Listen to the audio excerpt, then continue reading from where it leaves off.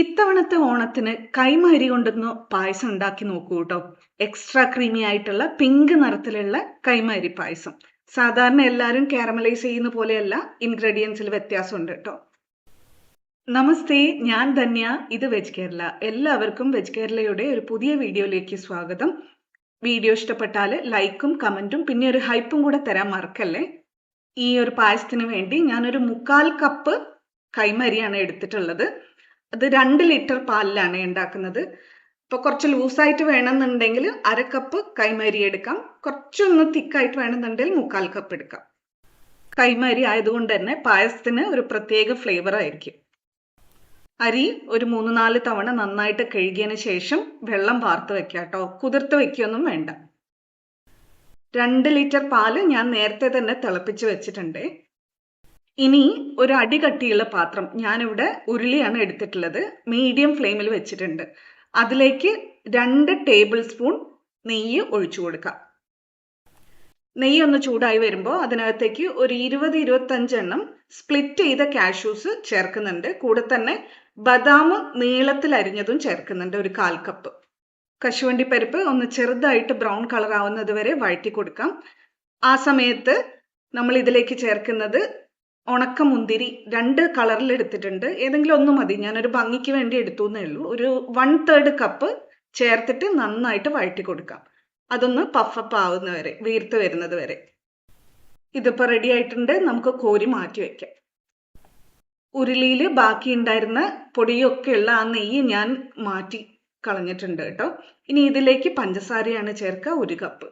തീ ഒന്ന് ലോയിലേക്ക് വെച്ചിട്ട് വേണം കേട്ടോ പഞ്ചസാര ചേർത്ത് കൊടുക്കാൻ. ഇതൊന്ന് കാരമലൈസ് ചെയ്യാൻ പോവാണ്. പഞ്ചസാര ചേർത്തിട്ട് ഒന്ന് സ്പ്രെഡ് ചെയ്ത് വെച്ചു കൊടുക്കാം. എല്ലായിടത്തേക്കും ആ ചൂട് ഈവനായിട്ട് ഒരേപോലെ കിട്ടാൻ വേണ്ടിയിട്ടാണ്.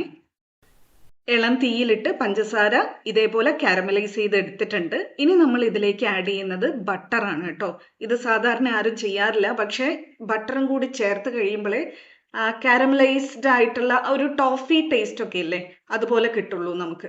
നല്ല ടേസ്റ്റ് ആയിരിക്കും പായസത്തിനൊപ്പം. ആ ബട്ടറും ഷുഗറും നന്നായിട്ട് ബ്ലെൻഡ് ആവുന്നത് പോലെ ഇളക്കി യോജിപ്പിച്ച് കൊടുക്കാം നമുക്ക്.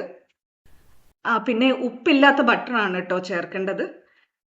രണ്ടും കൂടി ബ്ലെൻഡ് ചെയ്ത് വരുമ്പോൾ ഇതുപോലെ കിട്ടണം നമുക്ക്. ഈ സമയത്ത് ഒരു പ്രത്യേക മണം വരാനുണ്ട്, നമ്മൾ ഭയങ്കരമായിട്ട് കൊതിപ്പിക്കുന്നത്.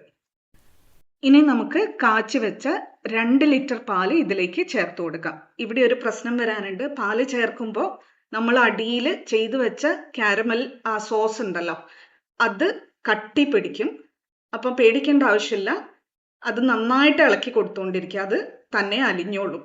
ആ ചൂടിൽ കിടന്ന് അത് അലിഞ്ഞു വന്നോളും. ആ കാരമല് ഒന്ന് അലിഞ്ഞ ശേഷം നമ്മൾ ഇതിലേക്ക് ചേർക്കുന്നത് കൈമാരിയാണ്. കൈമാരി ഞാൻ മിക്സിയിലിട്ട് ഒരു 2 പൾസ് കൊടുത്ത് ഇതുപോലെ ക്രഷ് ചെയ്ത് എടുത്തിട്ടുണ്ട് കേട്ടോ. ചില അരികൾ അപ്പാടെ കിടക്കും, ചിലത് പൊടിഞ്ഞിട്ട് കിടക്കും. അങ്ങനെയാണ് നമുക്ക് വേണ്ടത്.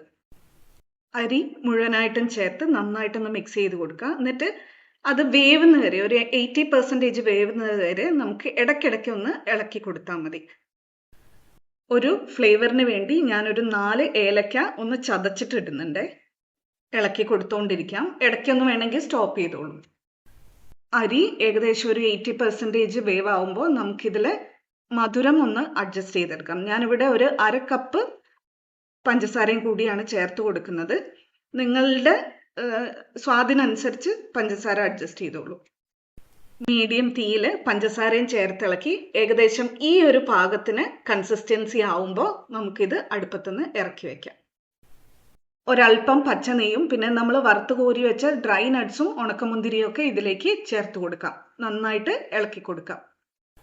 നന്നായിട്ടൊന്ന് ഇളക്കി കൊടുത്തു കഴിഞ്ഞാൽ നമ്മുടെ പിങ്ക് കൈമ പായസം റെഡിയാണ്. പഞ്ചസാര കാരമലൈസ് ചെയ്യുമ്പോൾ ഉപ്പില്ലാത്ത ബട്ടർ ചേർത്ത് കൊടുക്കാൻ മറക്കല്ലേ കേട്ടോ. അതാണ് ഈ പായസത്തിൻ്റെ ഒരു ഹൈലൈറ്റ്. പിന്നെ ഇതിൻ്റെ കൺസിസ്റ്റൻസി അഡ്ജസ്റ്റ് ചെയ്യണമെന്നുണ്ടെങ്കിൽ തിളപ്പിച്ച പാൽ ഒഴിച്ച് അഡ്ജസ്റ്റ് ചെയ്യാം. അപ്പോൾ ഇതെല്ലാവരും കണ്ടിട്ട് ഫീഡ്ബാക്ക് തരൂ കേട്ടോ. കമൻറ്റിലിട്ടാൽ മതി. Thank you for watching. Dhanya from veg Kerala.